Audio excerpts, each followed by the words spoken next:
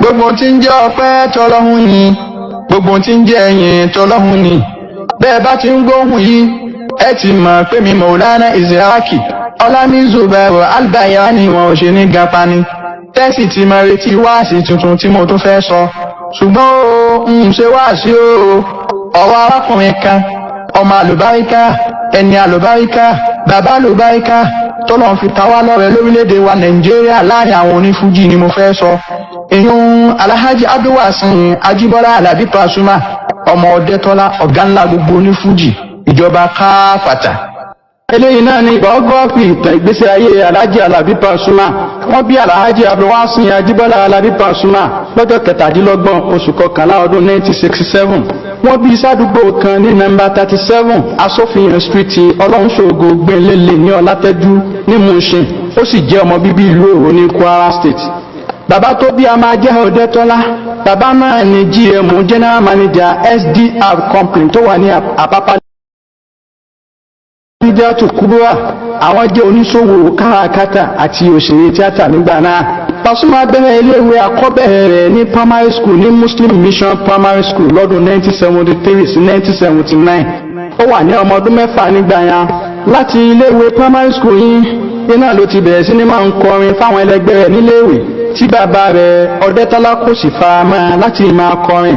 Nígbà ó jáde primary school tán, ó wọ secondary school ní Nigeria Model High School tó wà ní Ìdúró ní Mushin lọ́dún 1979 sí 1984. Ṣùgbọ́n gbogbo bó ṣe wọ secondary school yìí náà kò forin kíkọ tó ti wà nínú ẹ̀jẹ̀ rẹ̀ sílẹ̀. Bí bàbá rẹ̀ ṣe yarí nínú ni bàbá náà yarí pé òun ní sponsor iléèwé rẹ̀ mọ́ tí kò bá ti forin kíkọ tí ń kọ sílẹ̀. Gẹ́gẹ́ bíi pé bàbá náà jẹ́ lọ́kọ̀wé, nítòsí fẹ́jọ́ kọ́mọ náà jẹ́ náà ni pé kọ́mọ Pasuma náà kó di lọ́yà tàbí kó di doctor tàbí kó di engineer tàbí kó di accountant tàbí kó di banker lọ́jọ́ iwájú. Nínú ìyá rẹ̀ Alájà Kúrúwà, àwọn náà bá sọ fún Pasuma pé gbọ́wọ́ sí bàbá rẹ̀ lẹ́nu forin kíkọ yìí sílẹ̀. Ṣùgbọ́n Pasuma dáyà ẹ̀ lóhùn pé ṣèbí torí kókó ọmọ bá àyè ọmọ burúkú náà lẹ́sìn ní kó ń forin kíkọ sílẹ̀. Ó wá ṣàdéhùn pẹ̀lú ìyá rẹ̀ pé kí wọ́n fún un ní support, òun yóò jẹ́ ọmọ rere tó sì gbógun ẹbí ga lọ́jọ́ iwájú.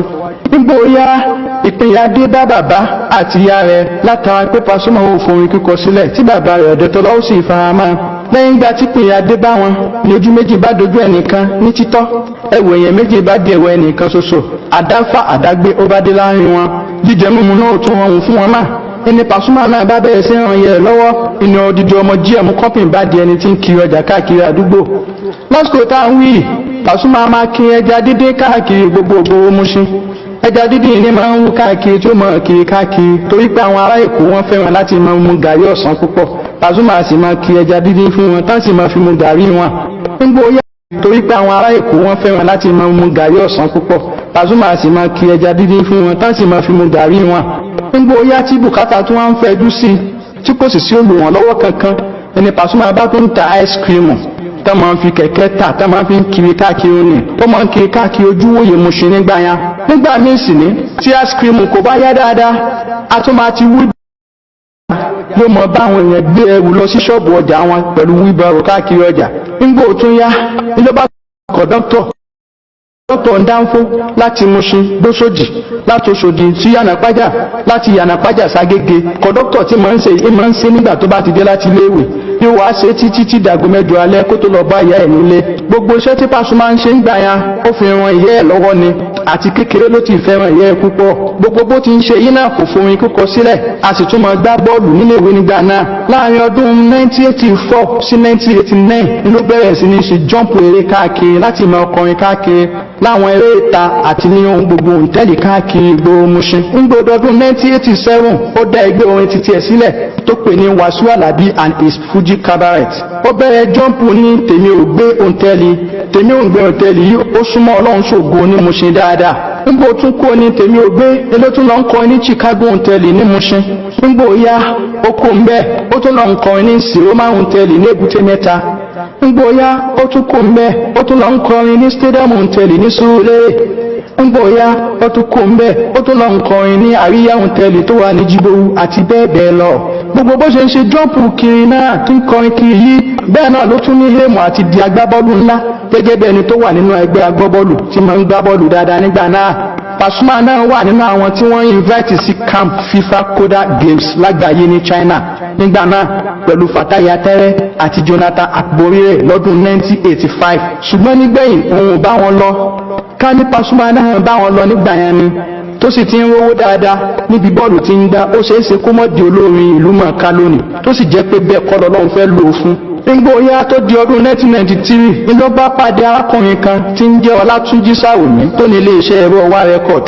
wọ́n jọ sọ̀rọ̀ pọ̀ Pasuma sì sáyìn fún iléeṣẹ́ náà láti máa ṣe rẹ́kọ̀dù fún wọn lọ́dọọdún.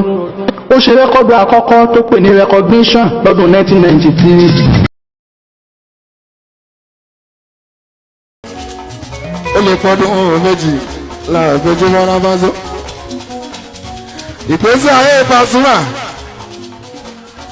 ilé ìwé tí Pasuma jí mẹ́ àdúgbò tó bí Pasuma sí.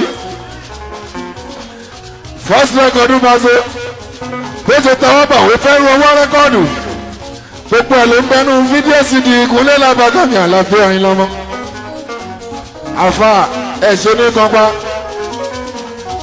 ó gangan ló pé jáde àlọ́ bí ó bá Pasuma Alfa ẹ̀ṣọ́ ní ìkọ́pá Alpayani ọ̀ṣọ́ ní kọ́pá Subaru mọ̀ṣọ́ Isiaq Subaru ẹjọ́ rí afá tó ṣe lọ́gọ́rùn